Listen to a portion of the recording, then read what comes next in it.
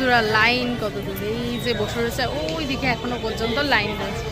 কেমন পুজো দিলে বলো? পুজো খুব সুন্দর দেওয়া হচ্ছে, খুব ভালো দেওয়া হচ্ছে, প্রচুর লাইন ও ছিল, জল এখন ঢালিনি, ফাঁকা হয়ে গেছে। জল আমি বাড়িতে ঢেলে এসেছি, এখানে ধূপকাঠি মোমবাতি দেখেছি। তবে বেশ ভিড় ছিল আমরা যখন এসেছিলাম। এখন তো হাফ হয়ে গেছে লাইন, তাও বেশ ভিড় আছে। এখন ঘড়িতে বাজে রাত 10টা, রাত 10টা বাজে, তাও অনেকটাই ভিড়।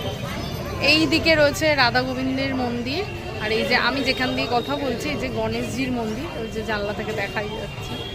গণেশজির মন্দিরের উপরে না ভিডিও করতে দেয় না, ওই জন্য নিচে নেমে আসলাম।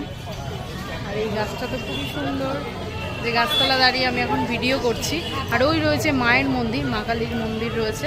মধ্যমগ্রামে কেউ আসলে অবশ্যই একবার এখানে ঘুরে যাও। কি বলছে? মধ্যমগ্রামে কেউ আসলে অবশ্যই একবার ঘুরে যাবেন এখানে মন্দিরে। খুব সুন্দর, এটা মধ্যমগ্রাম কালীবাড়ি।